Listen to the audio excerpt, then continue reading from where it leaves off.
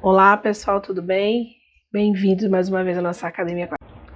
Olá pessoal, tudo bem? Como é que vocês estão? Sejam bem-vindos à Academia Qualiseg.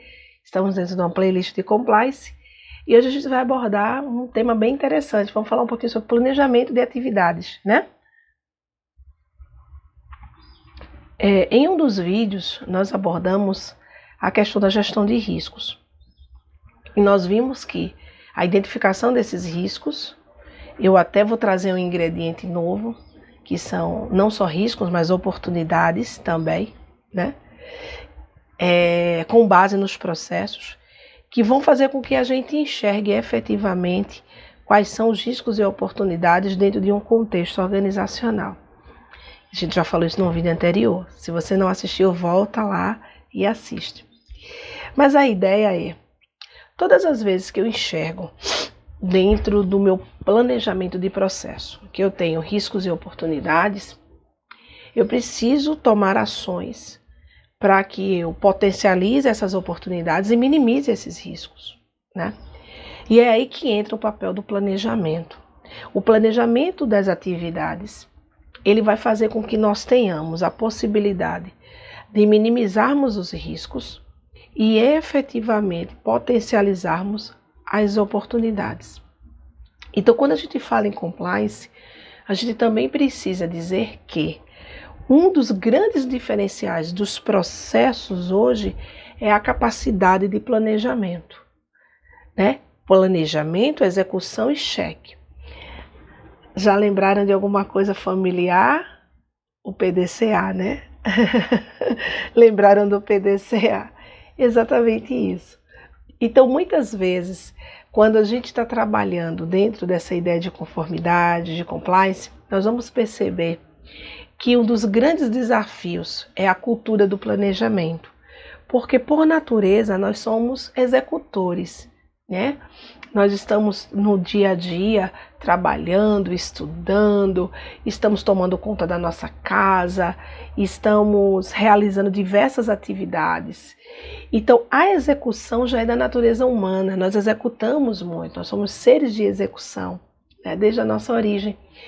Então, às vezes, o planejamento, ele tem um estigma, né, que é o estigma de que quando eu estou planejando, eu estou perdendo tempo.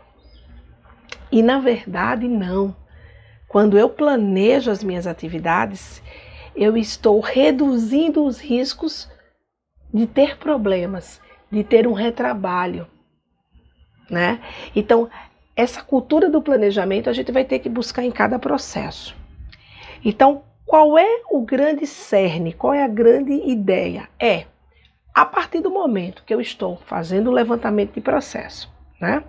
Que eu estou escrevendo os padrões, os procedimentos, as políticas dentro da minha organização, eu preciso planejar, eu preciso entender, olha, dentro dessa rotina, qual é a etapa que eu preciso realizar, né? Então, eu preciso, diante dessa rotina, fazer um planejamento prévio e depois uma execução. Se sim, eu preciso fazê-lo, né? Eu não vou direto para a execução.